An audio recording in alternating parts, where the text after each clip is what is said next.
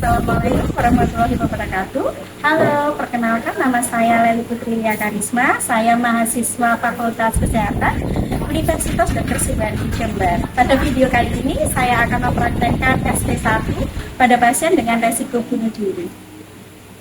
Bunuh diri itu sendiri adalah keadaan di mana seseorang dengan sengaja melukai dirinya sendiri dengan tujuan mengakhiri hidupnya.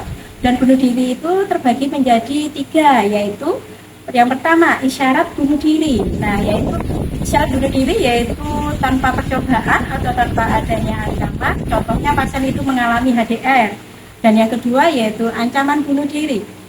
Ancaman bunuh diri itu yaitu pasien atau klien sudah melontarkan kata-kata yang mengisyaratkan dia akan melakukan bunuh diri. Dan yang ketiga itu adalah percobaan bunuh diri. Nah, percobaan bunuh diri itu yaitu pasien sudah melakukan tindakan yang mengarah ke bunuh diri.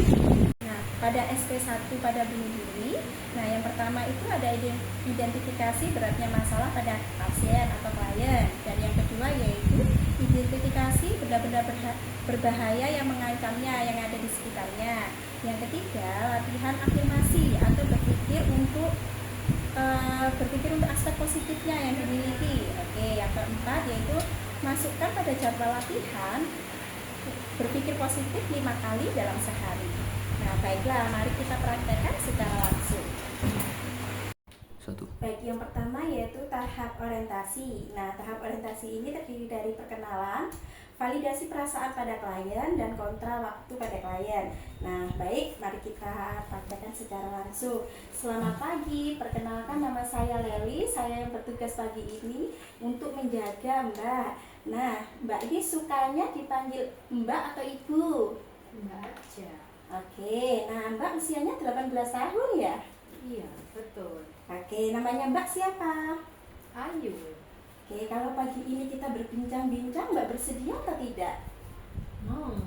Oke, nah kita berbincang-bincang sekitar 5-10 menit saja. Nah, Mbaknya mau di sini atau di tempat lain? Di sini aja. Oke, baik.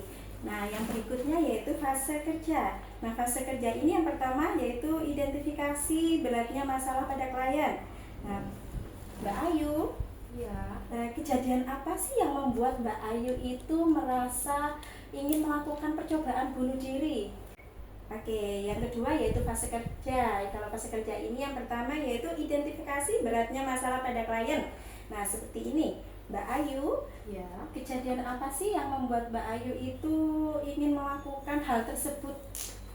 1 bulan lalu saya nggak jadi tunangan. Kenapa ya? Kok dia lebih milih orang lain? Apa aku ini nggak cantik? Terus nggak seksi? Terus banyak kurangnya? Mungkin seperti itu ya.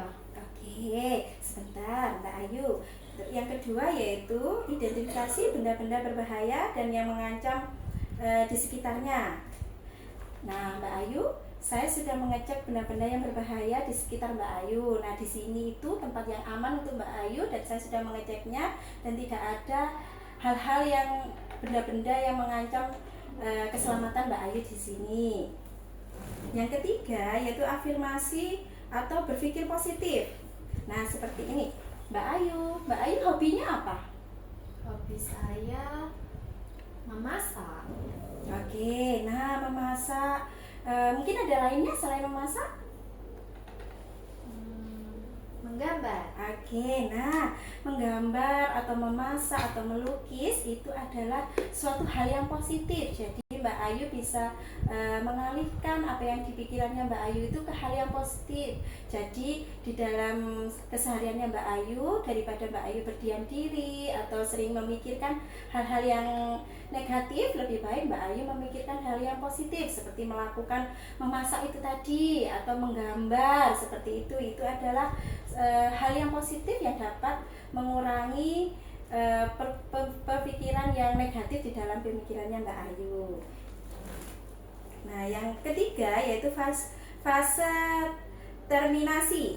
Fase terminasi yaitu kita bisa menanyakan kembali ke perasaan klien setelah kita berbincang-bincang, dan yang kedua kita menanyakan kontrak waktu yang akan datang, dan merencanakan tindak lanjut yang akan dilakukan. Oke, mari kita praktekkan. Nah, Mbak Ayu, gimana perasaan Mbak Ayu sekarang setelah kita berbincang-bincang tadi? Mulai merasa nggak berat, nggak sesak. Oke, nah setelah ini besok kita melakukan bincang-bincang lagi. Apakah Mbak Ayu bersedia? Iya, bersedia. Ya, untuk jamnya kita samakan dengan pagi ini ya, jam 9. Dan lama waktunya juga 5-10 menit saja. Apakah Mbak Ayu bersedia? Iya, bersedia. Oke, untuk waktunya apakah Mbak Ayu mau ke tempat lain atau tetap di sini? Di sini aja. Oke, baik. Nah, untuk tindak lanjutnya ya Mbak Ayu, ini tadi kan Mbak Ayu sudah saya jelaskan bahwa untuk Mbak Ayu harus banyak-banyak melakukan hal pemikiran positif. Jadi tidak perlu memikirkan hal yang negatif itu ya. Berarti bisa melakukan hal-hal itu dengan pemikiran yang positif tadi. Jadi Mbak Ayu bisa lakukan itu dalam sehari itu 5 kali ya Mbak. Jadi lebih banyak hal positif yang terjadi dalam hidup Mbak Ayu, seperti itu. Oke? Oke. Nah, itu tadi adalah contoh SP1 pada klien resiko bunuh diri. Sekian dari saya, atas perhatiannya saya ucapkan terima kasih.